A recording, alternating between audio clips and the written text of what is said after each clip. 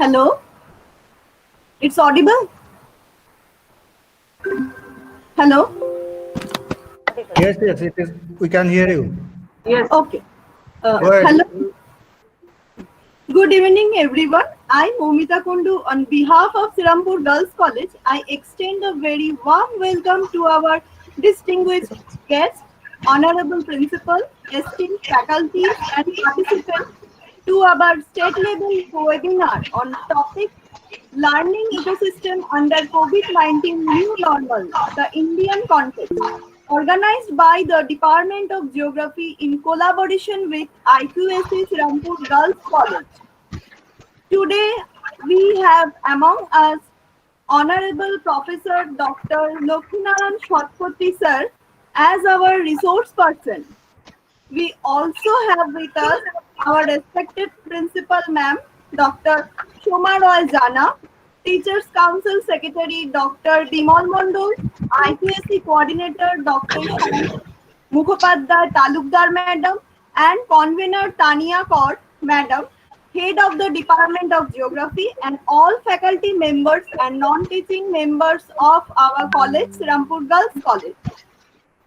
We have huge responses from the participants from different universities all over India like Jamia Millia, BHU, Punjab, Aligarh, Ranchi University, Mithila, Odisha, Jharkhand, Sikkim, Bangalore, Muzaffarpur, Assam, and also from our West Bengal as well as everywhere. We also congratulations to all our participants and uh, warm welcome to all of you. At this time of corona era, when people are getting accustomed with the new normal, this virtual platform has the objective to spread the awareness about the actions required to limit these environmental damages in the post-COVID world. Though the lockdown enforced due to COVID-19 has brought positive changes in the environment in terms of air quality, water quality, and biodiversity, among others. There will be a shift in net earth. It is not a responsibility of a single person, but the entire community as a whole.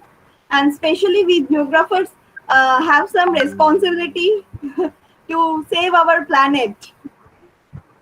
Now I welcome our IQAC coordinator, Madam Dr. Shayanti Mukhopadhyay Talukdar, to say something.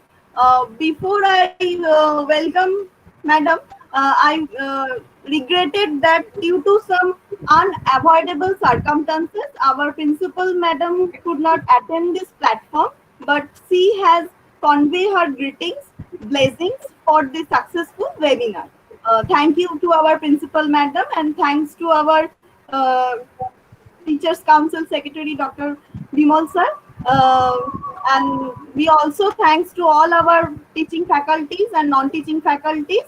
And now I hand over platform to our Shanti madam. Madam, please. Thank you so much, Momita. I'm honored. Good evening, everyone. As coordinator of IQAC Sirampur Girls College, myself, Dr. Shayanti Mukhopadhyay Talukdar, welcome you wholeheartedly to this webinar. I welcome you on behalf of our principal, Dr. Shoma Roy, IQAC members, webinar committee, the Department of Geography, and all other professors and staff of our college. Principal ma'am has not been able to join this webinar due to some very urgent work. However, she has conveyed her sincere wishes, her gratitude to the immensely scholarly speaker, to all the participants, and to the entire webinar. She has conveyed her success, like she has regretted that she has not been able to present. The Department of Geography, in collaboration with IQAC, has organized a state-level webinar today. The topic is Learning Ecosystem under COVID-19 New Normal, the Indian Context. We have a very eminent resource person with us, Dr. Lokhinarayan Shatpathy, Professor, Department of Geography, Director, UGC Human Resource Development Center, University of Calcutta.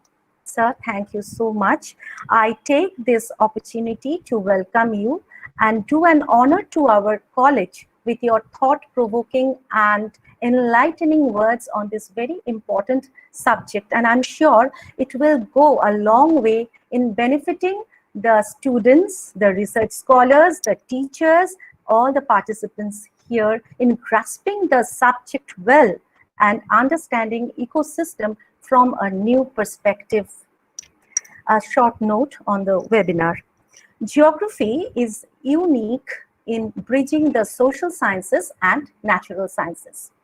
There are two main branches of geography, the human and the physical geography, catering to the needs of the world. The geographers use many tools and techniques in their work, and geographical technologies are increasingly important in understanding our complex world.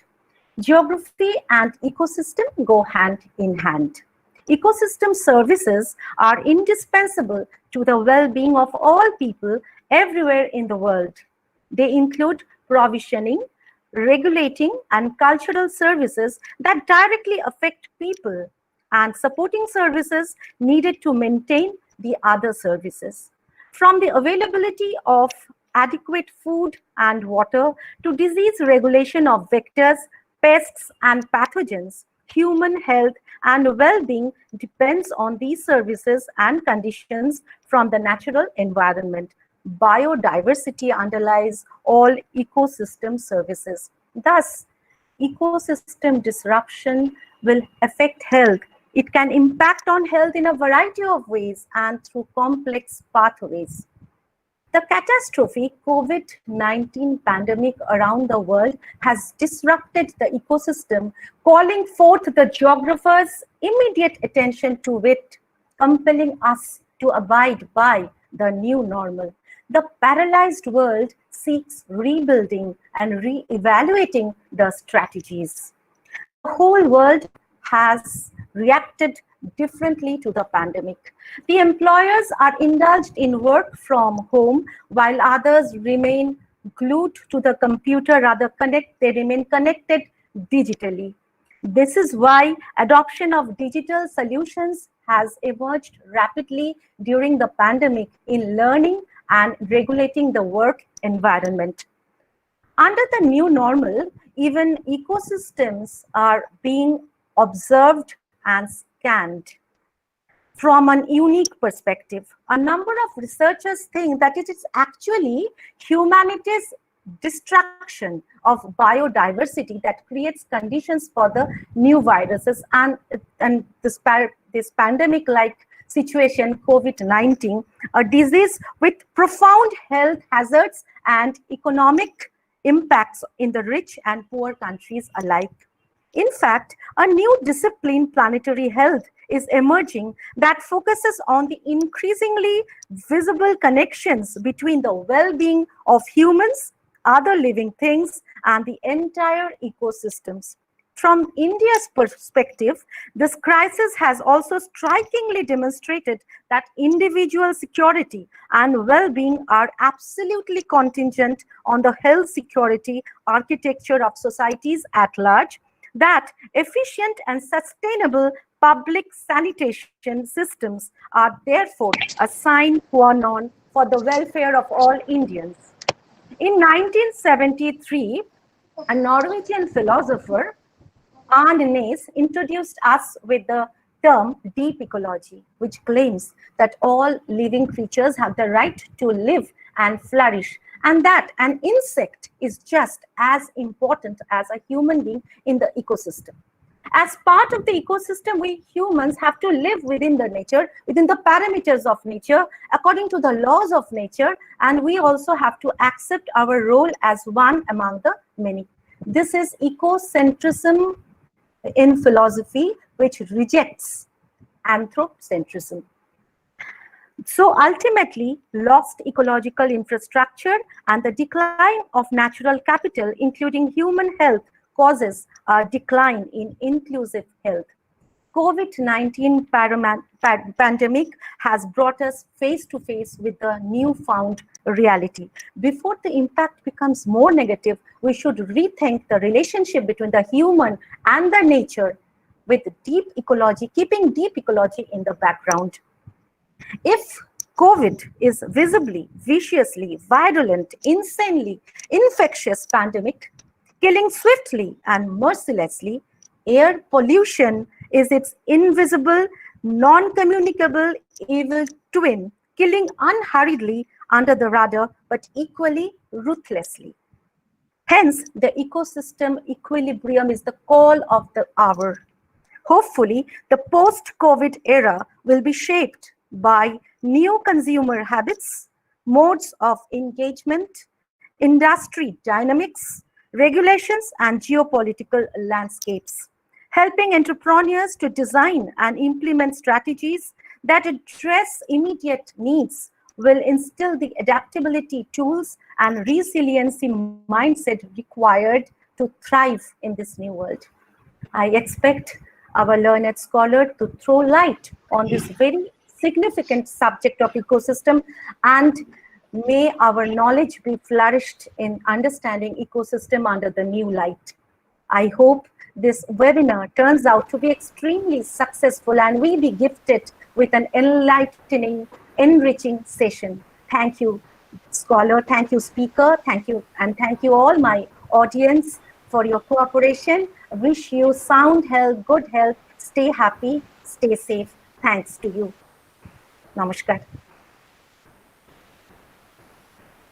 Thank you, madam, for your kind words and valuable speech.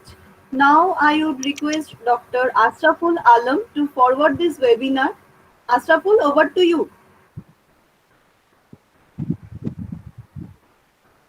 Hello, Ashraful. Hello? Hello? Hello? Yeah, audible. Okay, Yeah. okay. Good evening, respected teachers and my honorable guest. I, Dr. Ashraful Alam, take this opportunity to welcome you to the state-level webinar on learning ecosystem under COVID-19, the new normal in the Indian context. I am delighted and honored to host this webinar organized by the Department of Geography with IQAC Sirampur Girls College, Sirampur. We all know that the webinar is primarily designed to discuss about the deadly and horrifying pandemic caused by the COVID-19 and well known the coronavirus, which has almost engulfed the whole world. Our main focus in today's webinar are discussion learning about the ecosystem under the COVID-19 pandemic. I realize that all of you are fully dedicated to the session and that will follow and participate actively. Now, may I now take this opportunity to our very well-known Professor Lokhinarayan Shatpathy sir to please come forward and address the audience. Before sir conduct his valuable speech, I want to say a few words about him. Professor Lokhinarayan Shatpathy sir, this is very small regarding sir. Professor Lokhinarayan Shatpathy sir obtained PhD degree in geography from the University of Calcutta for his thesis entitled Approach Towards Rational Water Resource Management of Rupnarayan River Basin, West Bengal. Professor Shatpathy sir has an experience of teaching of geography about the 27 years in college, university and institution of higher education in West Bengal. He has presented more than 70 research paper and chaired session in national, international platforms in terms of Germany, Paris, Bangkok, etc. He has been invited to deliver lecture in various faculty development programs such as UGC, ICSSR, DST, etc. He has to he's getting more than 50 publications in different journals in terms of articles and papers from the reputed journal in terms of international and national, as well as in books. His research and teaching interests include climatology, geomorphology, hydrology, environmental geography, population and development. He has number of edited books. Some are published from National Publishing House as well as the international like Spingers. And 15 research scholars have already obtained their PhD degree from under his supervision as well as the postdoctoral fellow. And Professor Shathpathy is associated with the large number of academic and professional organizations of teachers, geographers, and climatic science, climate in India. He has been honorary assistant secretary administration of the Geographical Society of India, Kolkata, since 2009. He has been elected as honorary secretary Indian Meteorological Society. We all know that IMS Kolkata chapter for the period of 2018 and 20. Professor Shathpathy has performed the responsibility of the chairman high-powered committee of the restructured NATMO. Currently, he is the honorary editor of UGC recognized peer-reviewed biannual journal, Indian Journal of Landscape System and Ecological Studies of Indian Institution of Landscape Ecology Ecostics since 2017. So now I request sir, please come forward and address the guest. Thank you, sir. Please, sir. Thank you, Asraful. I think I am audible. So Hello, sir. now I'm sharing the screen. Yes, sir. Yes, sir. Okay. Should come.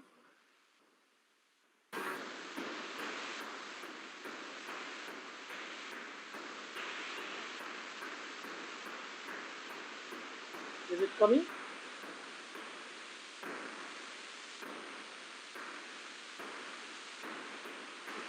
Can you see it? No. No. Okay, let me try once again.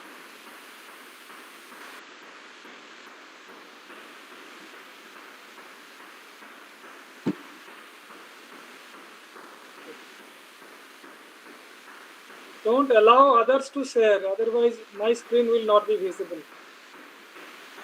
Okay, my screen is coming.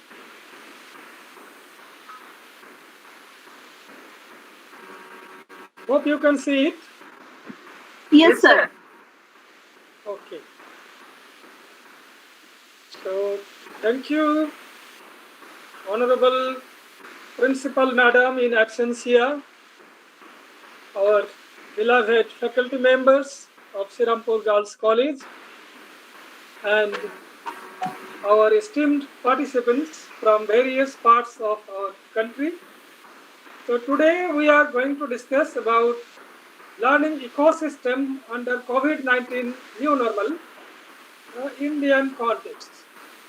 So actually I wanted to discuss something else, that the higher education system vis-a-vis our hello.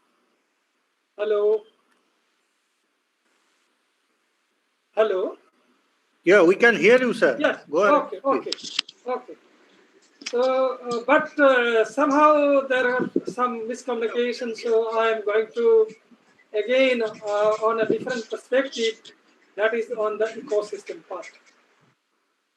So many of you have found this sort of pictures in the social media as well as in the print and electronic media, that many wild animals, the creatures, they are coming to the streets. This is a very good picture of spotted Malabar civet.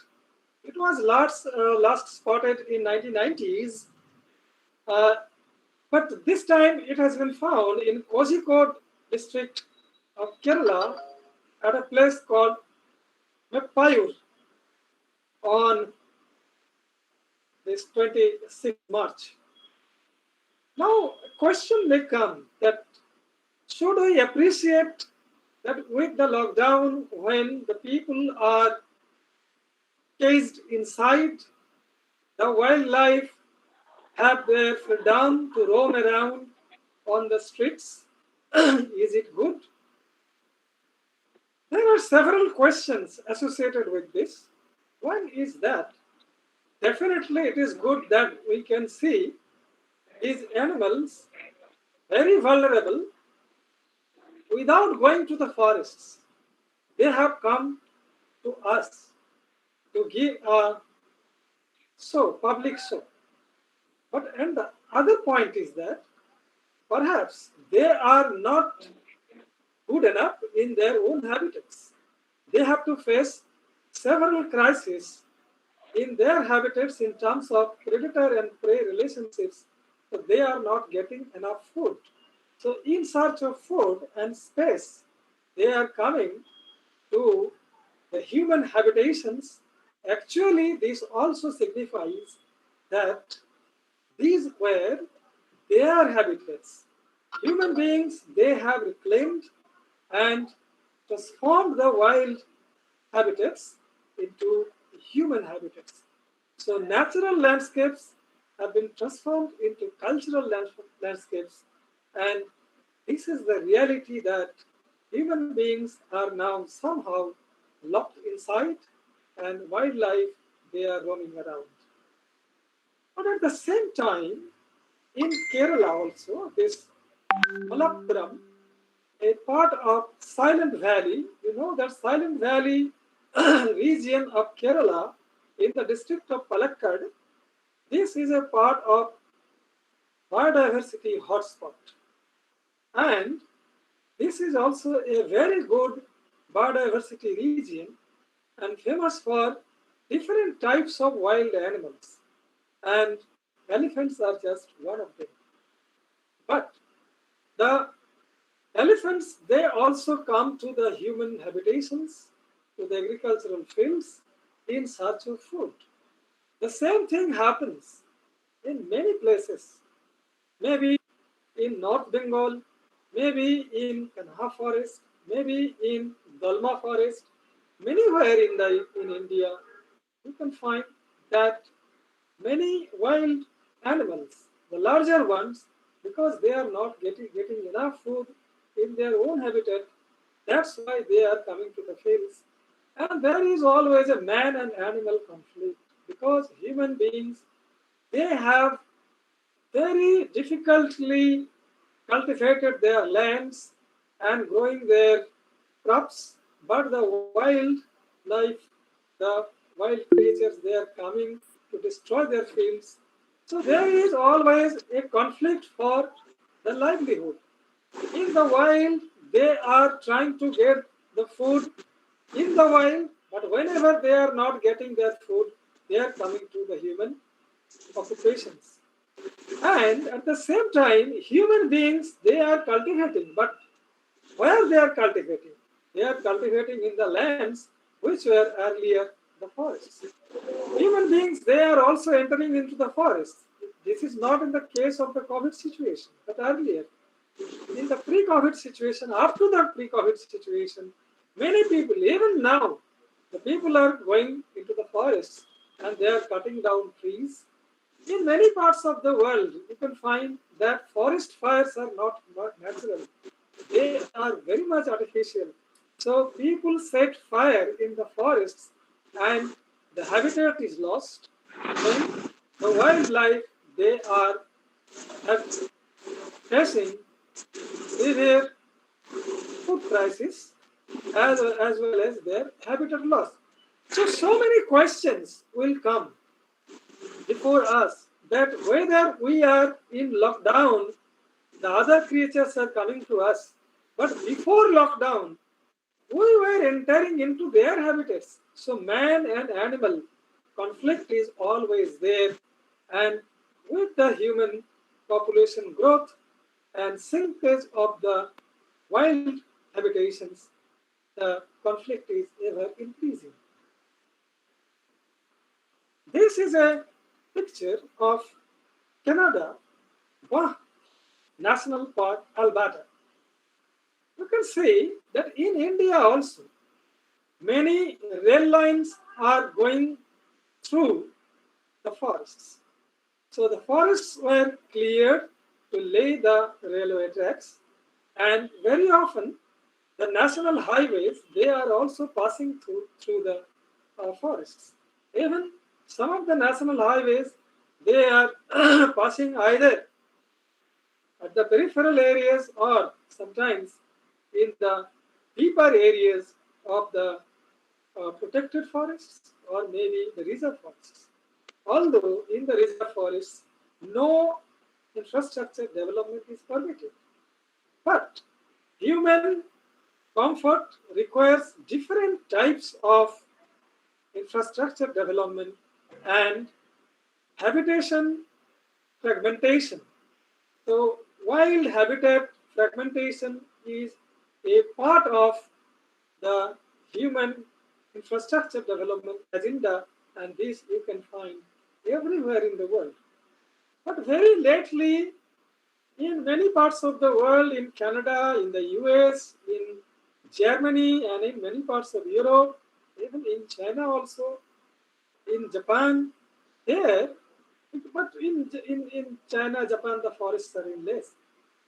This sort of overbridge, these are called the crossover pass.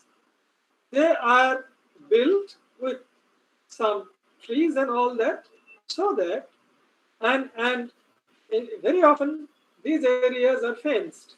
So the wildlife, they can move from one part of the forest to the other part at ease without any kind of loss of life.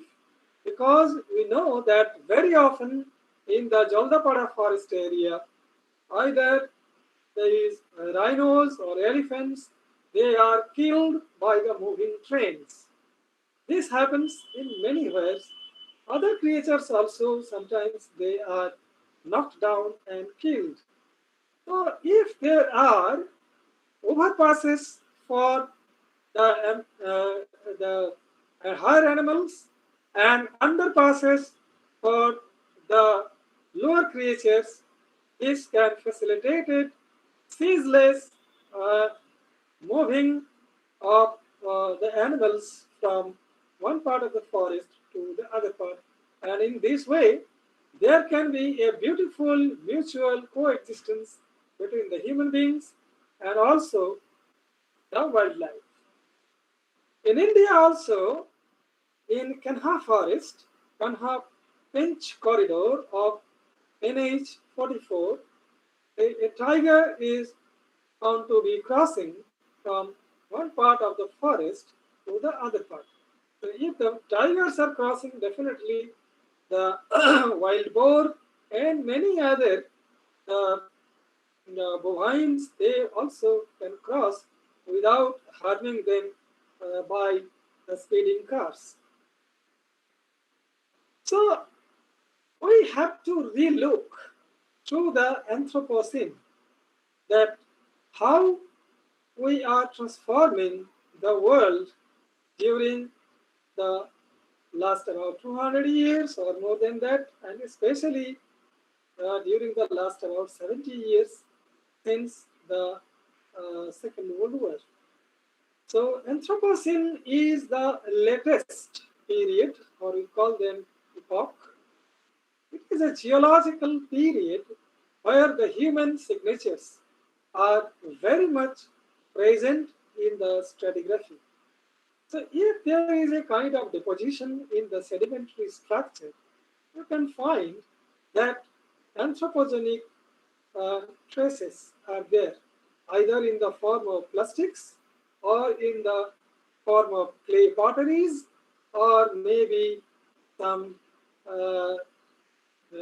these metals or maybe some structures like say some temples or maybe some buildings, and it is found that very often different structures are built to administer the rivers and to cross the mountains.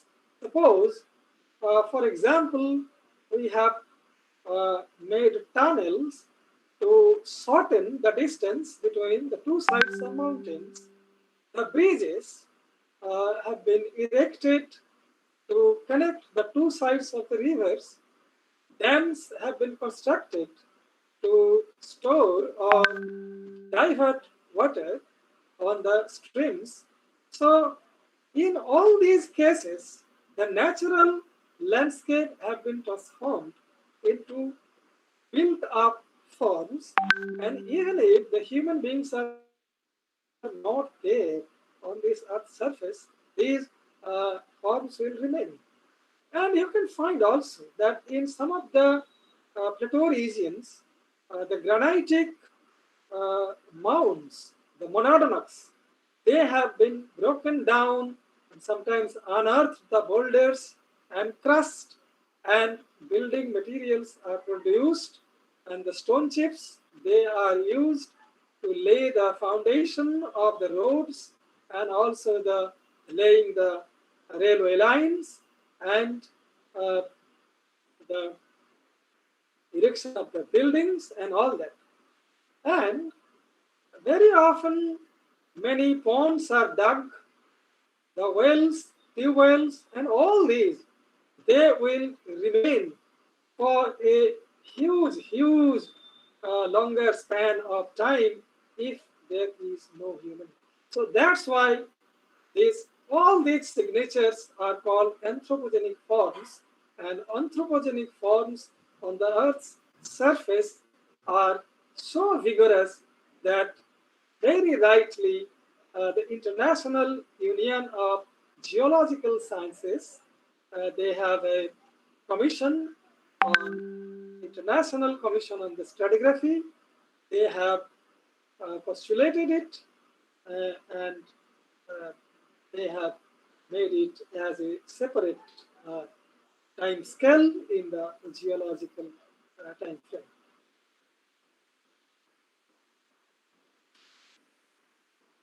Now, why the human beings are ever increasing? So this can be a very prominent or pertinent question. Actually, human beings are omnivorous. Not all humans, they eat everything. There may be some vegans, there may be some vegetarians, some others, non-vegetarians. But overall, if we see human beings as a species on the Earth's surface, so they have stretched out their food resources from all the animals. Either we are eating the animals or we are eating the food and feed of other animals. So human beings have unlimited food security. And that's why whenever human food security is ensured, then we are growing in numbers and also we are consuming more. But since others are not getting that much of food, so they are either lost in their number, or some of the species, they are vulnerable or maybe going to be extinct or already extinct. Actually, technological development has given man an edge over other animals that we can control, we can clear, and we can subjugate the other animals and also the nature for our benefit. So this technology is sometimes used by other animals also at a very rudimentary, instinctive level, but consciously, and technology transfer from one generation to another generation, it is by learning it can be done. It is not that it is inbuilt genetically. That we can pass on our learnings to our children. It is not possible genetically, but it can be learned. The technologies are transferred through external learnings. But in case of other creatures, it is a genetically inbuilt. so they cannot learn something new. And that's why this technology has given man an edge over other animals, and human beings are at a very superior position. But still, the COVID situation has given us a scenario where we are now almost very, very helpless, that we have nowhere to go, and this planet is not enough to live, although we have expanded our territory at the expense of others' territory. So human population growth is basically linked to technology. Technology is used for many or rather all purposes. The first one is the agricultural revolution. We have domesticated the plants, cultivated to our benefit as manifold as it can be. So yield has been increased with lesser inputs. Then we have invented many irrigation types, the metallurgy, the cities, the knowledge systems. And second agricultural revolution came in the form of our agricultural revolution. It was found throughout the world, not that in India alone. So whenever intensification of agriculture over a small piece of land, we call it vertical expansion or extension of agriculture. So horizontal extension is just extension of agriculture for the lands, but on the same plot of land, when we are growing more and more and more, then it is actually a vertical extension of agriculture. Then agriculture was linked to industry, and industrial revolution, that was give and take of agricultural revolutions. So the agricultural produces became the inputs to industrial revolution, and industrial revolution output were input to agricultural revolutions and many other human conjunctions. So later on, the trades and commerce that you can find in the history, and also the imperialism and expansion of the territories from the heartland concept, or maybe the rimland concept, or many other geopolitical concepts found later on. These are all basically to exploit others' resources.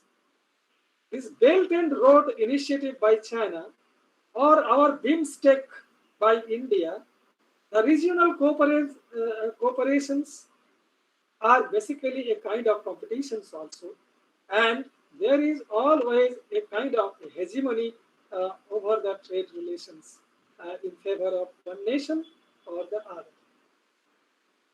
So the technology for mass production and consumption, these were the fallout of the agricultural and industrial revolutions. But on the other side also, there are the medical services, huge development in the healthcare, and the morbidity became less out of the either maybe the natural environment or from the pathogens, or maybe various adverse situations. So all kinds of disaster risk were highly reduced over the years, and this has given a kind of favorable situation for human population growth. And now the genomic projects are going on.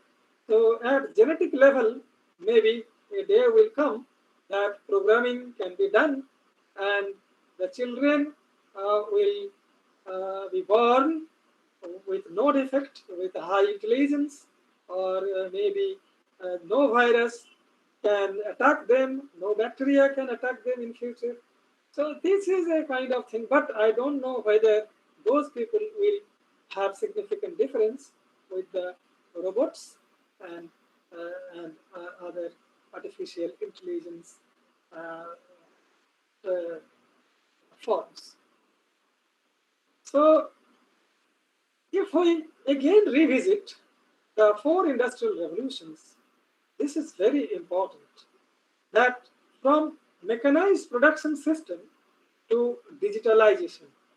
Now, this COVID situation I can contextualize with this automation and data exchange. That is the key to fuel the fourth industrial revolution that is now going on. And the character of the fourth industrial revolution is that we are more focusing on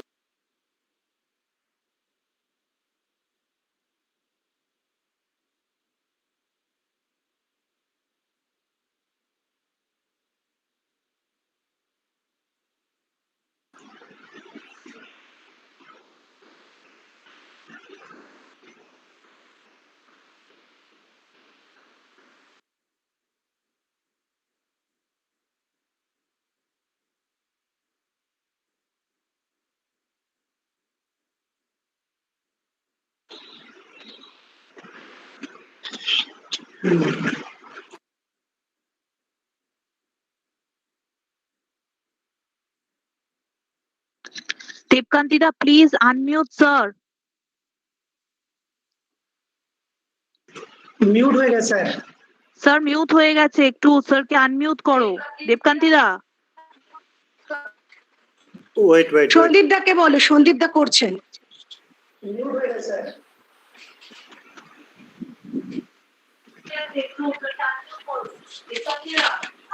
Sir, Priyanka Sandeep দা করছেন। can you unmute yourself, because from here I cannot do that.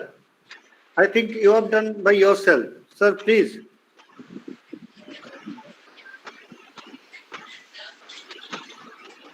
Priyanka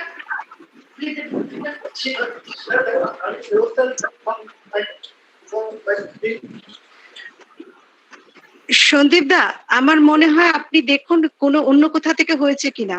না, এখান থেকে হচ্ছে না, এখান থেকে unmute আমি স্যারকে করতে পারছি না, মানে এখান থেকে কোনো অপশন নেই। অডিয়েন্স থেকে কিছু হয়নি তো?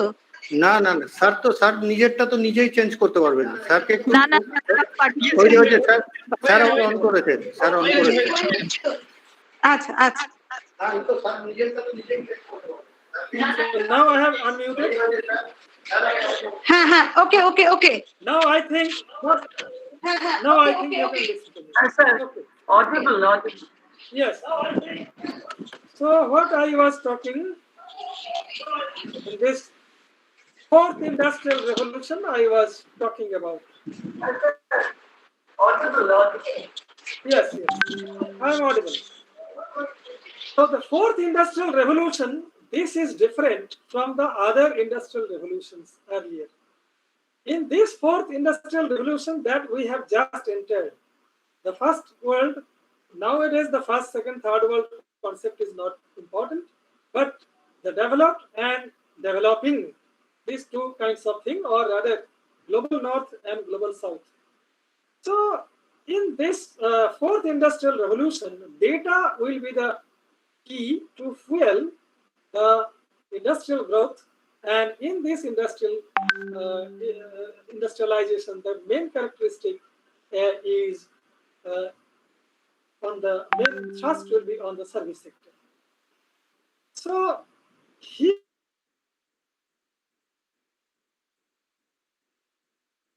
repetitive tasks, they will be taken care of by automation, and human beings of a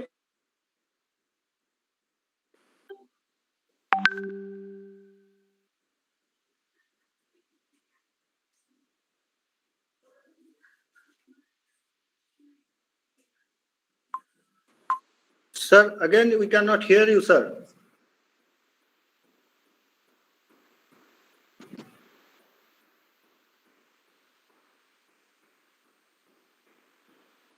Hello?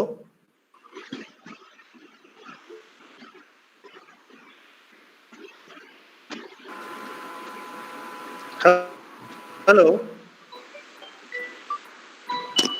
I think some network problem is there. Hello?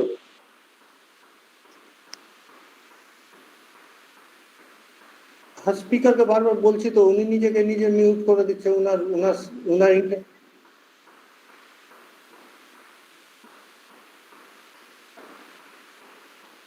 হ্যাঁ, কিন্তু স্পিকার নিজে তো এখন তো ইয়ে হয়ে গেল, দেখছি আমি সেটা বের করছি, কিন্তু উনি তো নিজেই তো ইয়েই তো হয়ে গেল, লগ অফ তো হয়ে গেল, লগ আউট করে দিল তো, উনি তো নেই। দাঁড়াও দাঁড়াও, হ্যালো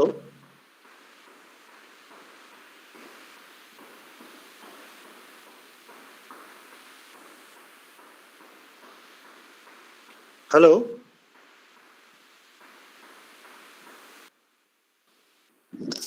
হ্যালো হ্যালো, হ্যাঁ বলুন।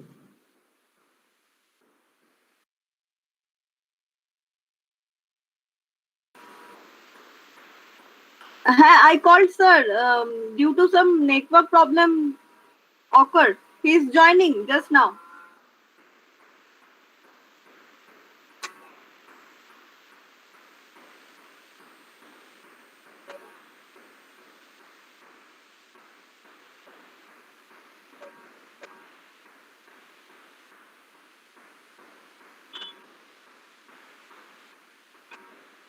Hello.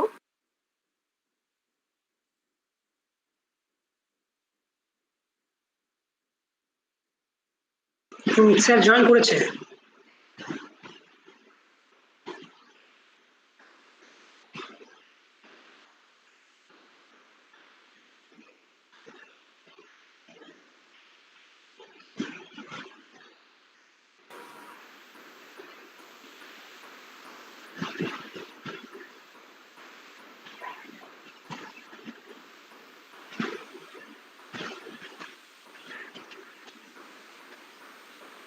Hello, sir.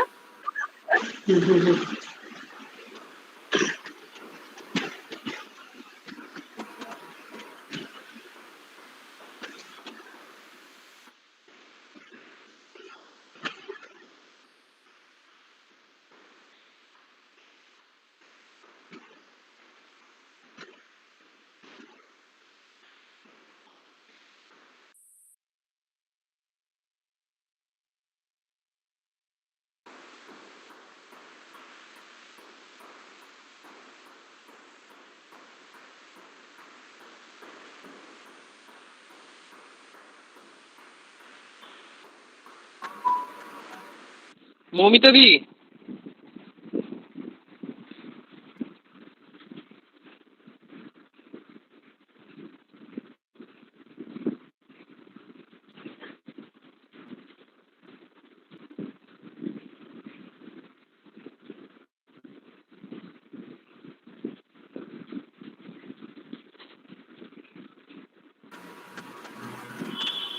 Hello, due to technical and network error, please bear with us.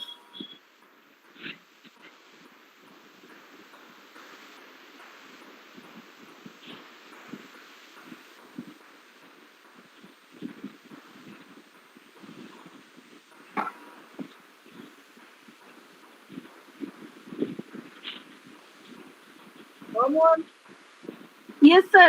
Sir, now you are visible and audible. no, I understand, but somehow it was, I was removed from by some people. I don't know. Okay. So now you can see also. yes sir. Hello? Yes. Okay. Okay. Okay. So what I was talking once again, that hello. Hello. Hello. Yes. Yes, sir. You audible. Yes, sir. sir. Audible. Audible and visible. Okay. Okay. Yes, yes. Actually, sometimes the net problems, I think it was.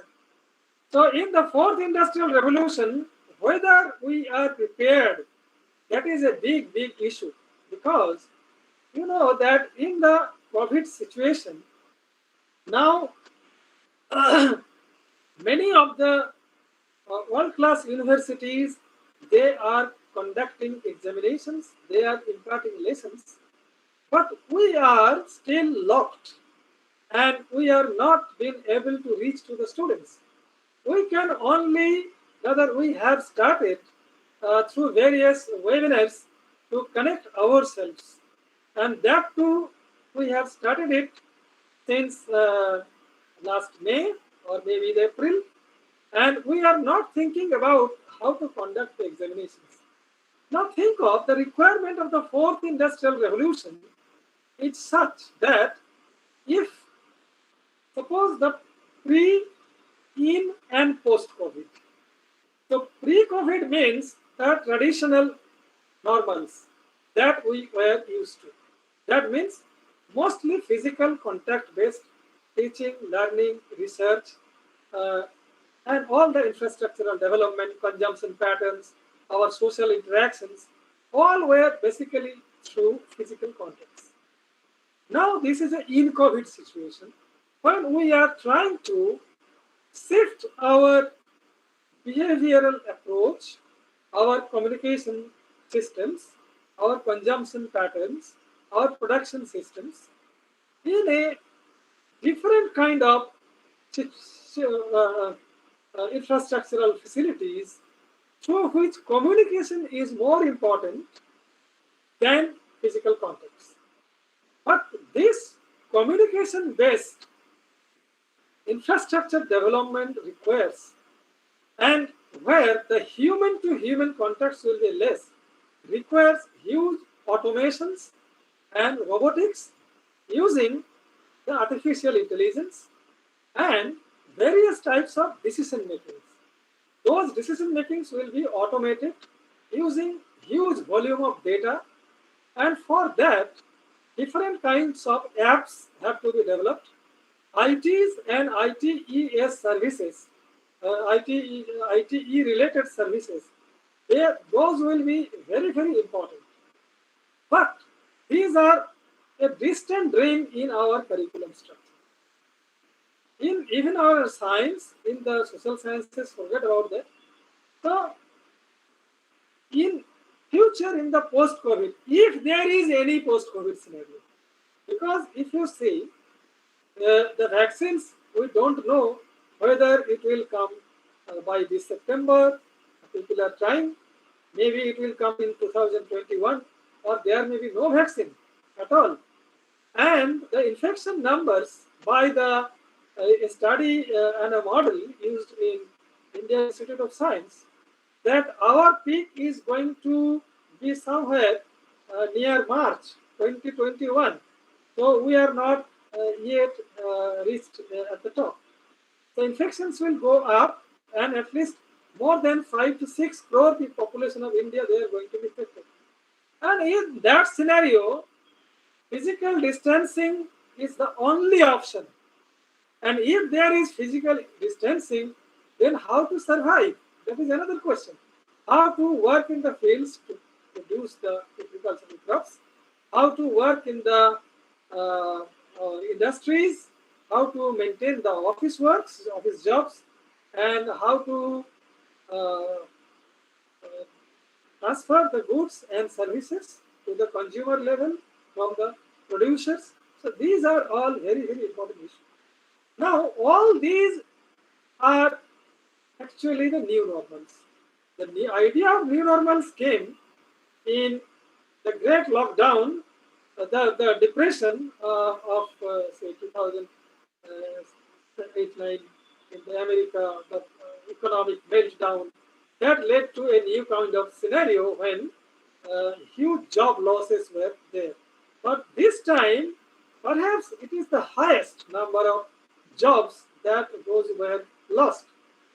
And where the jobs are available only in the fourth industrial revolution, in the digital economy only.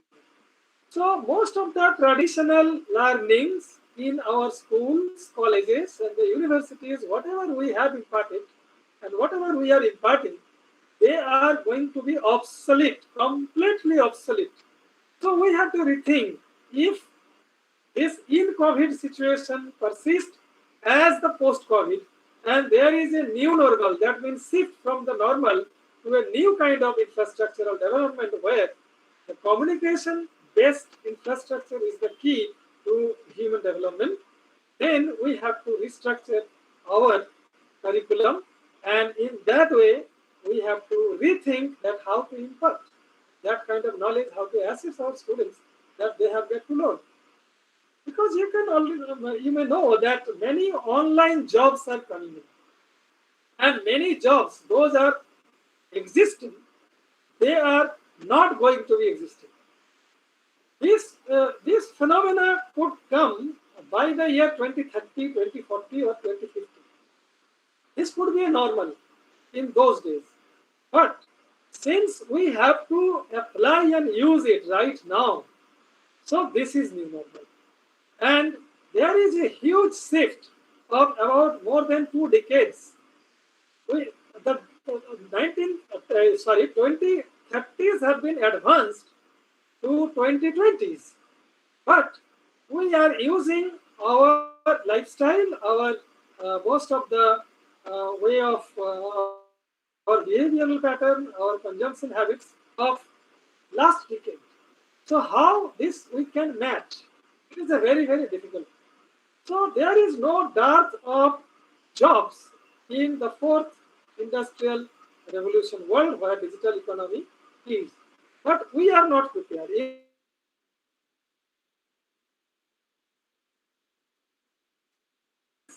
They are deliberating upon it, but our higher education system or the entire education system is not till now in a position to overcome the crisis so that we can accept the new normal in future.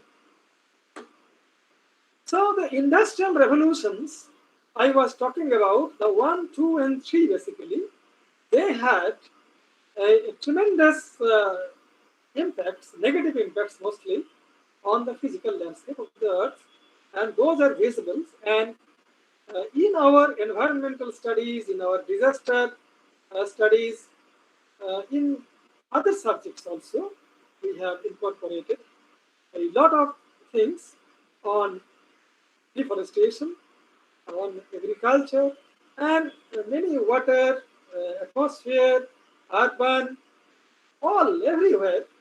Huge impacts are visible, and that has a direct link to the biosphere. So if we try to think in this way, the pre-industrial revolution, those people were mostly living in the community life, in the ecosystems. Then, with the transport and communication and supply of goods and services, the body shopping and all that, so ecosystems were connected to make the world ecosystem or a complete biosphere where everyone can get everything from everywhere. So this was basically a factor for reducing the biodiversity or all the diversities in totality. So every ecosystem had their own peculiarity, own resource base, and their survival strategies. But once they were exposed to other ecosystems, so in the way of exchange, not only the good things were transferred, but the bad things were also transferred. And in that way, suppose the rail lines were constructed in the forests, so forests were cut, and those forests were the trees and timbers, those were transported to the urban areas in other countries as well.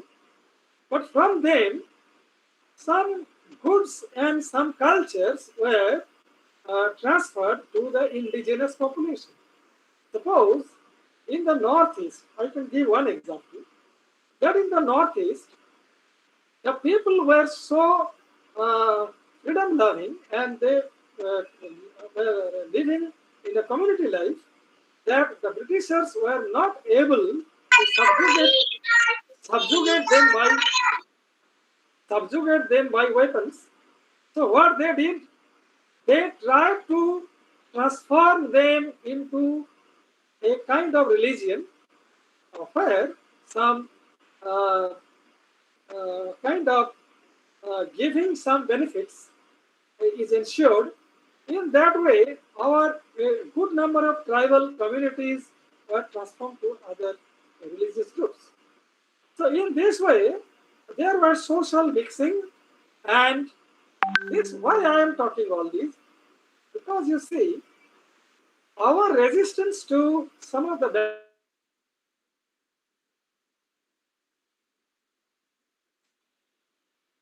climatic extremes, they are somehow community-wise, in the ecosystem-wise, inbuilt or traditionally evolved. But whenever we are mixed genetically also, then everyone going to be infected by the same virus are going to be affected similarly. And this is a classic example of this coronavirus, that no other virus previously, except this corona generation of viruses, like SARS, MERS, and all that, they were able to infect all people throughout the earth. And then again, this can be linked to our biodiversity loss also. That this extension of agriculture, deforestation, water harvesting, and all that, they are linked to the habitat loss. And our food habit, that is also linked to wildlife loss. So the viruses, only 1% of the viruses till now, we know them. Millions of viruses are still there in the wild. And some are host. Their host is the natural hosts are the lower creatures. Suppose this COVID-19, some people they say that it has come from the pangolin or bat. So bats and pangolins are their natural hosts. Humans are not the natural hosts, but somehow it is mutated and transferred to humans, and then human to human. Now we are genetically so similar that we cannot restrict this virus in one human, and we are getting very infections very quickly. So nothing is isolated. Human intervention to the nature, over-exploitation, is very much linked that whenever we are trying to throw garbage somewhere, that garbage has a tendency to come back to us through our footprints, or through air, or through water. So in the nature, there are something we call commons, means the pure water, then pure clean water, pure air, a good breathing space, a good amount of sunlight, that we can see the nature, the birds flying on the surfing on the trees or flying in the skies. So these are the common property resources. And these common property resources, whenever they were either privatized or they were degraded through negligence or deliberate negligence, then many people, they are actually affected. And there are some kinds of geopolitics on the environment also among the different countries, among the different societies. Because the high consuming societies, their interest is only on the consumption. But for the low consumption society, they are also the producers, they are supplier also. Because social positioning is such that they are the service providers and the other people, they are the service gators. So in this scenario, the ultimate victim is the commons, the common resources from where the relatively poorer people, they are getting everything or many things as a birthright. So clean air should be my birthright. If it comes that now we are using masks, then some day will come when we have to carry oxygen cylinders. But oxygen should be free. So everyone on the earth, they must have some common resources they should get, but some people, they are polluting and thereby curtailing the others' rights. So this is also a very, very important issue of environmental politics and ecosystem learning. And urbanization is a very important issue. Urban centers are sometimes called the drivers of economic growth, but they are also sometimes called as the tumors of social development, because here the consumption is high and production of wastes are also very high. Suppose in this COVID situation, most of the COVID hospitals, they are situated in the urban areas, and the COVID infected people, they are also living in the urban areas. Huge amount of plastics are generated every day, and infected plastics, and these wastes, where they are dumped, how that is regenerated or recycled, nobody knows. So in this way, the urban areas, and they are also the highest emitters of the environmental pollutants, be it to the water or to air. And the trend is that globally, the rural areas are becoming urban areas. So in future, if we don't think that providing urban facilities in the rural areas, what APJ Abdul Kalam in his Vision 2020 wrote very clearly that the rural people, they should get the basic infrastructure in terms of housing, the roads, the water, education, healthcare, the drainage systems, and everything. Then they are not going to come to the urban areas. So once again, we have found that physical distancing can be maintained in the rural areas where space is more.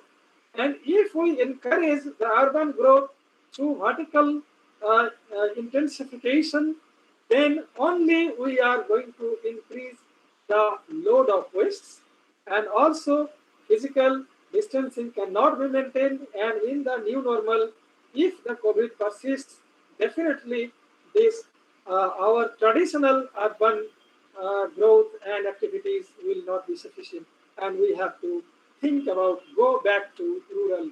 So reverse migration through some creation of some pull factors in the rural areas is going to be one of the best strategies for sustainable development in future. Now in the Anthropocene, particularly in between 1950s and 2000, you can see that all the emissions, the population growth, the number of cars, the extinction of the species, they are converging at a higher peak. That means the doomsday of Anthropocene has come. And this is evidenced by how we are tackling the COVID. We cannot tackle the COVID if the population were not concentrated in the urban areas, if the job opportunities and housing were good, and all the facilities were found in the rural areas. Definitely more than 6 lakhs villages would be enough to maintain the physical distances, and the ecosystems would thrive. But in the urban ecosystem, it is not possible, because in the urban ecosystem is a very artificial kind of ecosystem where human interaction is very, very high. But in the rural ecosystem, the social bonding, the social distancing is less, but physical distancing is more. So infections and pollution loads can be minimized if rural development can be our new normal. So these are all known. Yes, the biodiversity loss. So far, the biodiversity loss was basically related to the habitat change. Habitat change can be related to our various human activities, or maybe the animal migrations, or maybe the predator and prey relationships, and climate change. Because climate change is a very, very crucial thing, and which is again anthropogenic, out of anthropogenic forcing. It is not due to the natural forcing. The contemporary climate change and the earlier climate change, the difference is that the early geological climate changes were mostly, or rather, all of them were related to either astronomical factors or maybe some geological factors or geographical factors. But the contemporary climate change is very much anthropogenic, and human relations is very, very important to that, and everywhere there is the negative changes. So invasive species, sometimes we have brought it. Suppose the pristine sal forests, the Soria robusta, that have been replaced by eucalyptus, which is not indigenous to our areas. Though they were brought from some drought-prone countries like Australia. So the forest people, because it is a very high growing, the growth rate is very high, and that's why they introduced it. But with the introduction of exogenous varieties, the indigenous were somehow this could not stand against them, because they in competition wise they get more water, they suck more water, and in the hydrological cycle and also in the habitats and food cycle of the animals, their food and shelter and all that, they were changed. So they are not getting their proper habitats, and they are coming to the urban areas sometimes for food. But their behaviors are changing. The same birds being in the rural areas and the urban areas, they are different. The same dog, they are behaving in the rural areas and urban areas differently. So pollutions and overexploitations, they can be linked to various types of biodiversity changes, either in the genetic or species or ecosystem. Now, many people are, the researchers are particularly, some researchers, they think that this COVID-induced lockdown has become great beneficial to the environment. Yes, it is beneficial, definitely, because the cars are low on the streets, and the industries are shut down. The dusts are not there from the construction sector. So particulate matters, the hydrocarbons or nitrogen oxides, sulfur dioxides coming from, and even lead coming from the fuel combustion, they are less. But then, to maintain the physical distancing with the unlocking 1 or 2 or like that, so personalized vehicles are increasing in number. And there is a balance the government has to make between the economy and society. So emissions are part of the society, and economy is to work. So ensuring work means they have to go to office or either work from home. But infrastructure is not there to work from home, and our governments and governance system is not in favor of, till now, not in favor of catering to the needs of all sections of population through this communication-based work from home. That's why what is there, either it is 50% or 30% the workload, the working population in the offices or in the factories, like that. So they have to be transported. So transport requires a huge number of cars, and huge number of cars means a lot of emissions against. So again, that will be covered. So temporary removal of some of the particulate matters and gas will be again refilled. And the government revenue, that is also very important. So it comes from the vehicles. So transport sector is a very important sector, and the fuel. the petrol pumps. So unless there is consumption, then all these oil industry are going to incur losses. So these for few weeks or few months temporary phenomena is not going to rescue us from the environmental pollutions. Second important fact is that some of the pollutants like carbon monoxide, ozone, or carbon dioxide, then the methane and nitrous oxides, the hydrochlorofluorocarbons, the chlorofluorocarbons, they stay in the atmosphere for centuries. That means in the pre-COVID emissions, since the Industrial Revolution, they have been accumulated in the atmosphere. They are going to remain in the atmosphere for another century, for the 21st century. And their impacts will be visible in the form of global warming, climate change, sea level rise, the increase of the frequencies or the intensities or magnitudes of the cyclones, the droughts, and on the pressure on the water environment, on the habitats of the wildlife. So these are very, very temporary. Carbon dioxide can stay in the atmosphere on the edge 500 years, and anthropogenic increase is 30%. So this 30% is actually contributing to the atmospheric global warming. Then methane, 145%, and it comes from particularly wet paddy cultivation and our different dams and also various industries.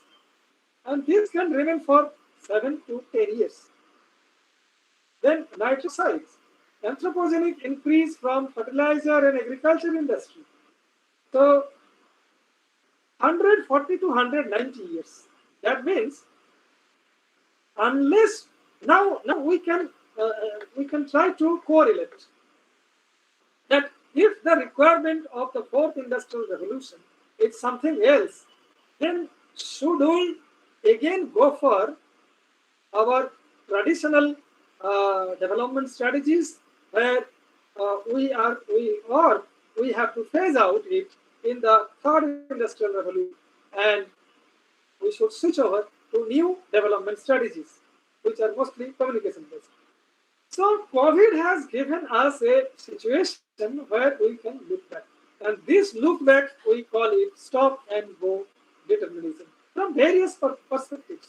So origin of the COVID, if it is linked to habitat loss, then we must have a care for the other animals to host those viruses and bacteria so that they don't come to humans.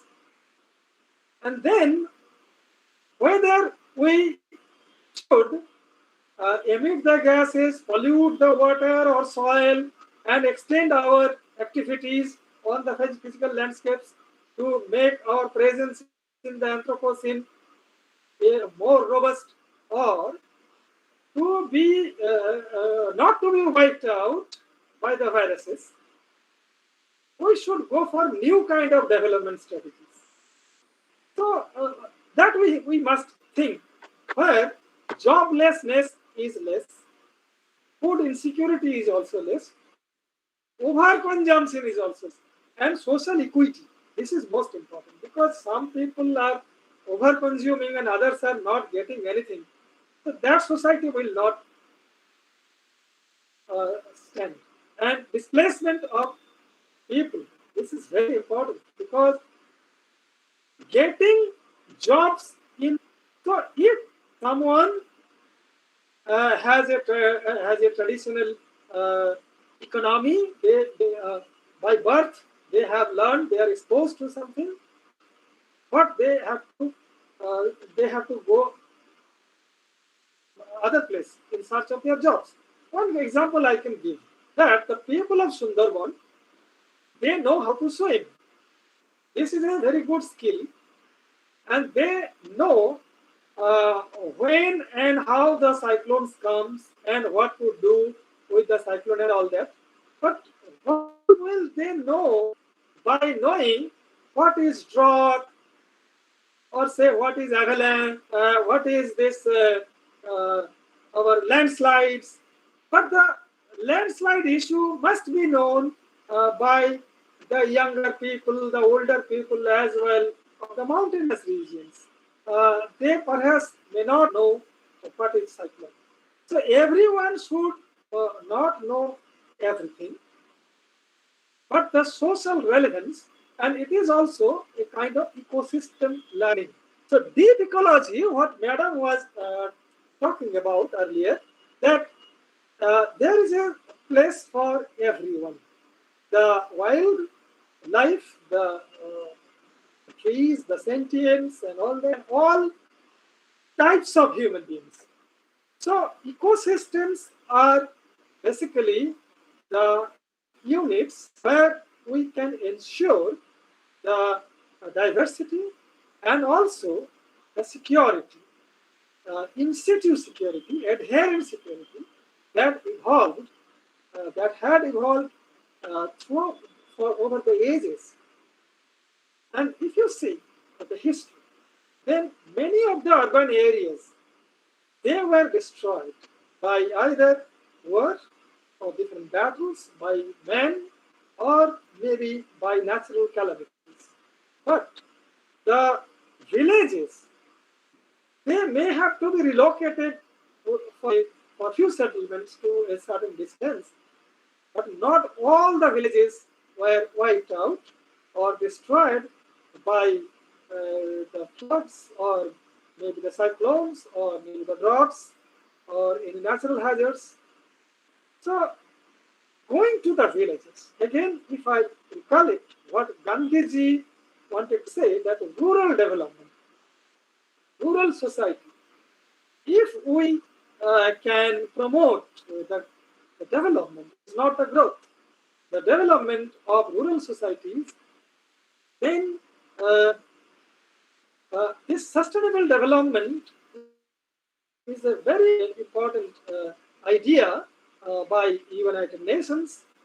They 17 goals are there to be targeted to be achieved by 2030. But it is, if we categorize them into more or less 4 categories, then it is based on the biosphere. So if there is no caring of the biosphere, the others cannot stand. It will be lopsided, so topple down. Then comes the society. So social diversity should be there, and as per the social needs, it is not that economy should create the need of the society. Rather, society should demand the need and economy should provide that.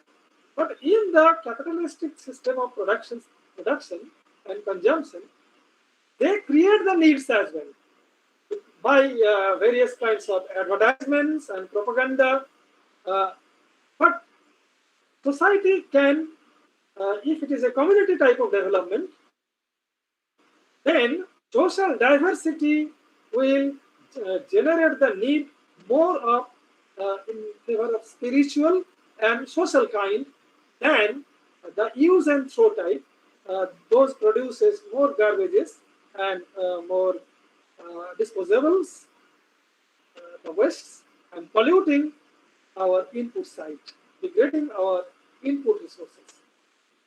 So with these words, let me conclude that COVID-19 has given us a great lesson to think about our habitat loss. So habitat loss can be again revisited, this COVID situation, and that this if we can take care of the environment, definitely many other organisms that are still trapped in the habitats, different habitats. Suppose in the cryogenic habitats, in the periglacial environment, the glacial environment, lots of microbes are trapped. So once this global warming will melt down everything, they will be exposed. And God knows that whether a deadlier than this COVID something will emerge, and they take the host in humans, and that will propagate. So that will be detrimental for the human society per se. So we have to shift our anthropocentric attitude to geocentric. Geo means location specific. So suppose if I am located at the coastal region, so I must learn the nitty-gritty and the ecosystem, the complexities of the coastal region, and we have to take care of the coasts, not by so many say ports and urban developments. That will not create any good in future. So that will actually promote massification, and this massification will be of no use in future. That will lead to catastrophe.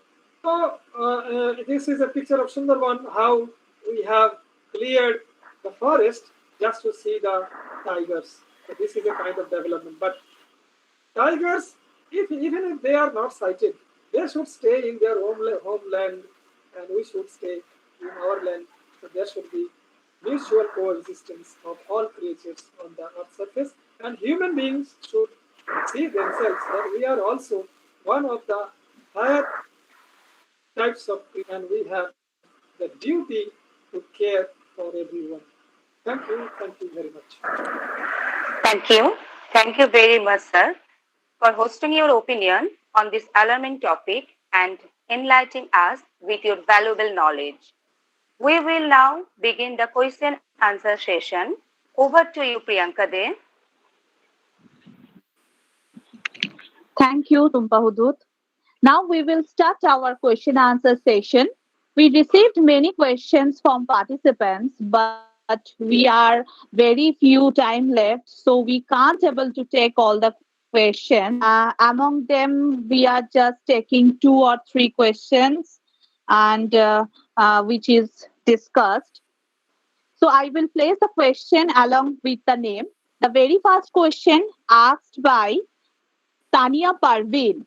Sir, as COVID-19 forced us to transmission towards changes, so does the pupils' behavior will change as a result of the current pandemic in ways that positively or negatively impact in environment?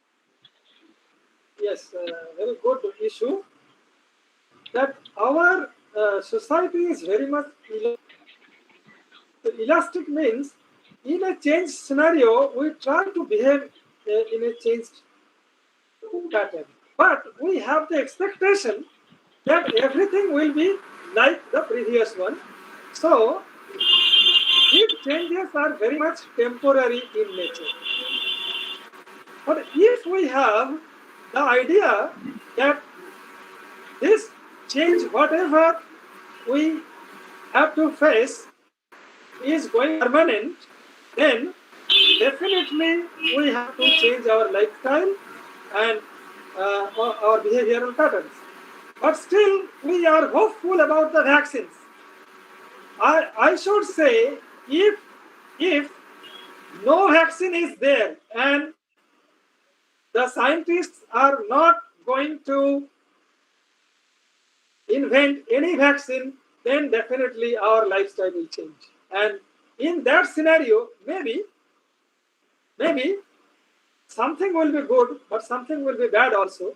But ultimately, the biosphere or the ecosystems could be the better. Okay, sir. The next question asked by Dr. Sheila Dotto Ghotok.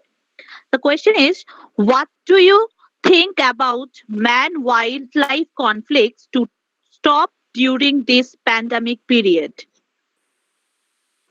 So. Yes, this is a fact that the government has restriction of movements of the people, so they cannot go to the forests or cannot cut the trees. Agricultural activities are stopped, businesses stopped, pollutions are also less. So everywhere in air, water, soil, and all spheres of the nature, this environment has got some respite from the human beings due to the lockdown.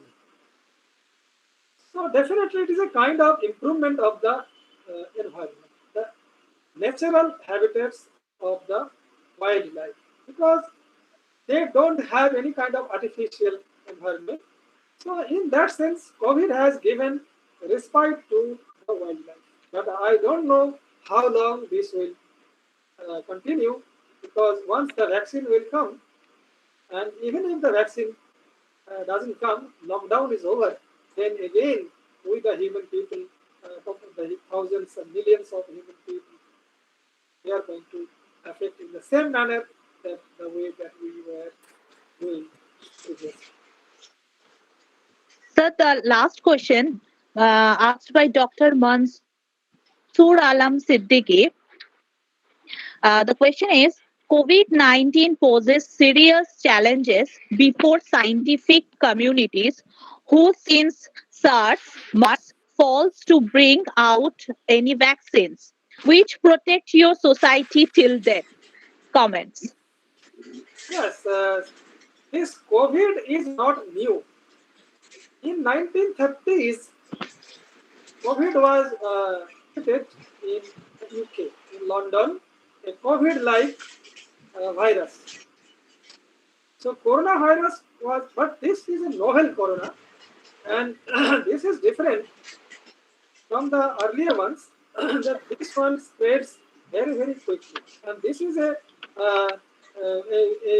genre of the MERS and SARS.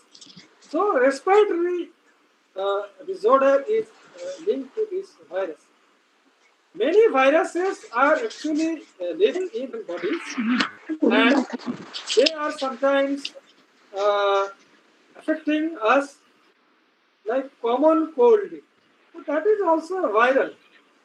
And this one, and there is nothing different between the common cold and this COVID. Only thing is that it is highly infectious, and secondly, it affects our respiratory and other organs. So, and no medicine is there. In most of the cases, the viruses, those having habitat in human beings, the hosts, human beings are the hosts. They don't have any kind of vaccines. Their vaccines don't work. But naturally, we are protected through our various types of antibodies. Time of application of one state level webinar. Tanya di, please mute your. So we are waiting for vaccine, one thing. Secondly, when everyone is going to be infected, then there will be a natural resistance to be created among us. But I don't know whether there will be a new strain of virus that will again come to infect us. So, palliative care is a very good option. Palliative care means if someone requires oxygen, so they have to be given. If someone requires blood, they have to be given. So food, strength, energy, immunity, these are very, very important. Rather than many types of antibiotics, many types of antiviral drugs. So immunity is a very, very important thing that should come from our food habits, from our lifestyles. That can be okay. But for a crisis, when it comes as a massive load, then for emergency purpose, definitely the medication is the only thing that can be used. Okay, next. Next. Priyanka, unmute yourself. Priyanka.